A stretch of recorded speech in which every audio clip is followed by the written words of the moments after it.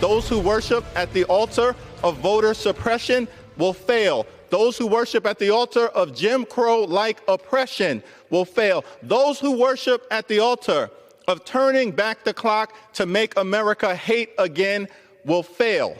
We're not going backward. The John Robert Lewis Voting Rights Advancement Act will become law. And when it's all said and done, democracy will prevail and good trouble will win the day.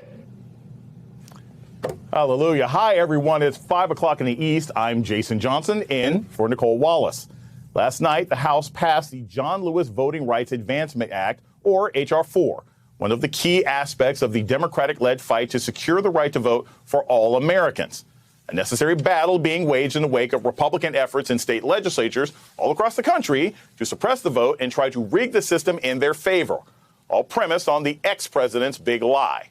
The legislation, which would require states with recent histories, all of them, of discrimination to get federal preclearance before changing their voting rights laws, is necessary, according to House Speaker Nancy Pelosi. Quote, Congress has not only an ironclad constitutional mandate, but a moral responsibility to enact H.R. 4.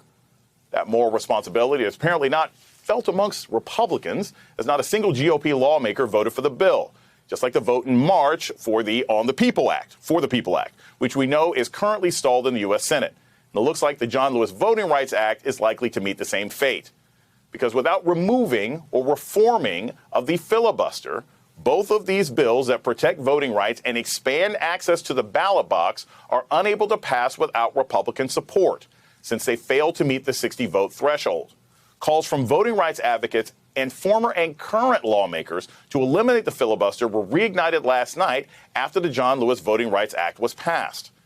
While federal legislation remains at an impasse, on the state level, Republicans are still spouting the big lie and attempting to undermine the 2020 election results, despite finding zero evidence of widespread fraud.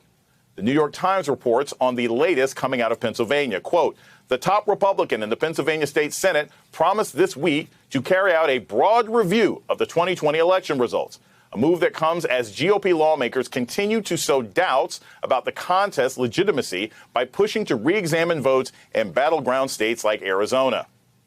Pennsylvania Senator Pro Tem Jack Corman said that he wanted to begin, quote, almost immediately, and that hearings would begin this week.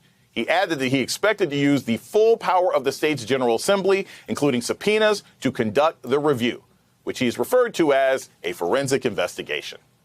Meanwhile, the so-called forensic investigation currently underway, the sham audit in Arizona's Maricopa County, has been delayed. The Washington Post writes, the report detailing the conclusions of a GOP-backed review of ballots cast last year in Arizona has been delayed after the chief executive of the private company conducting the widely pilloried audit and two other members of his team tested positive for the coronavirus.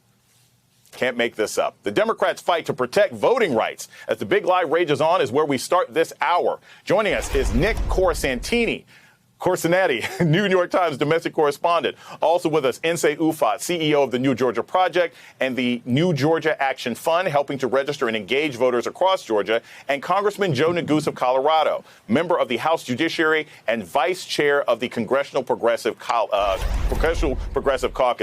Congressman, we'll start with you. I know that last night must have been an incredible moment, the passage of H.R. 4.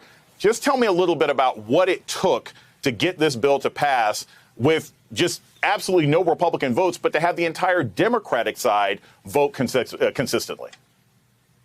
Well, you're right, Jason. Look, yesterday was a historic day. It was an exciting day.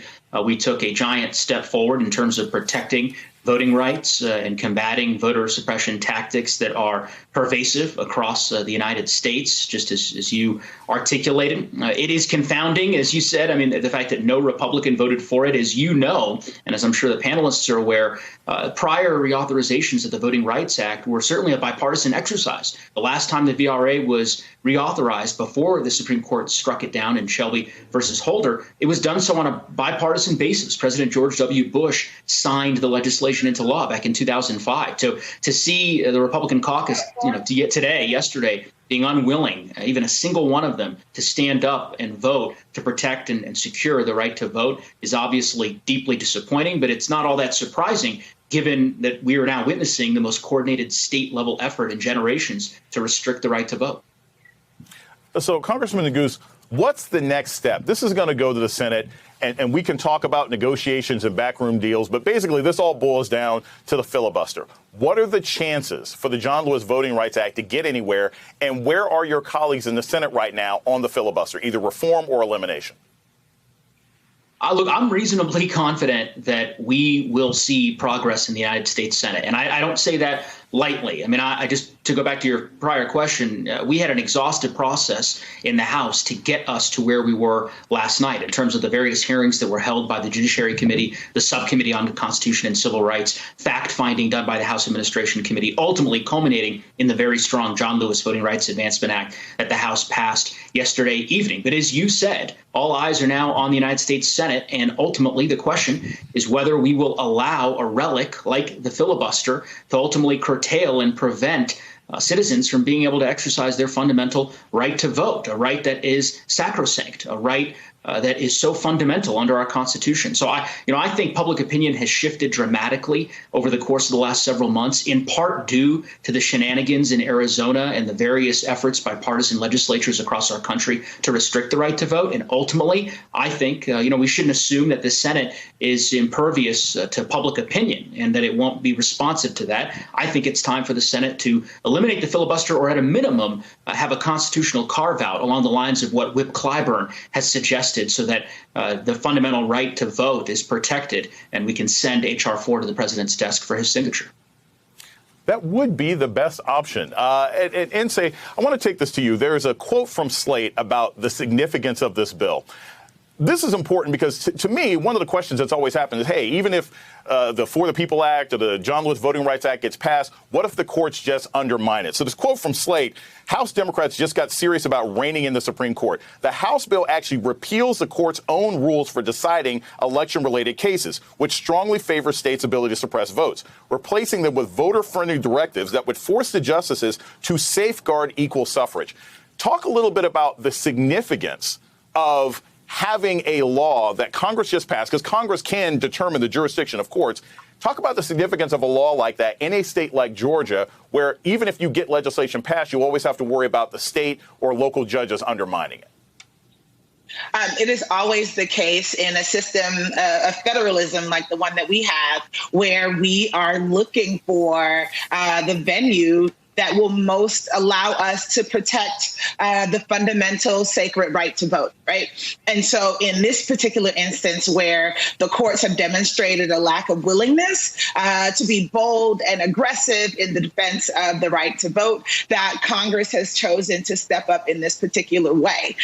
That's not uncommon. That's not unique. I mean, there have been times in our country's history where that protection for the rights of minorities have come from the executive branch, et cetera. So, federal government one-on-one for all of us, that people will venue shop, people will forum shop in looking for the path towards the most robust, most full-throated protection of the fundamental sacred right to vote. And I don't see a problem with it. And it seems like the necessary and prudent approach in this moment, given the lack of willingness on the part of Republicans to do anything about the attacks on our vote, to do anything on the about the attacks on our elections, and to not even hide the fact that in this moment they are acknowledging essentially that they are ideologically bankrupt, that they don't think that they can win elections unless they cheat, which is why they are so lockstep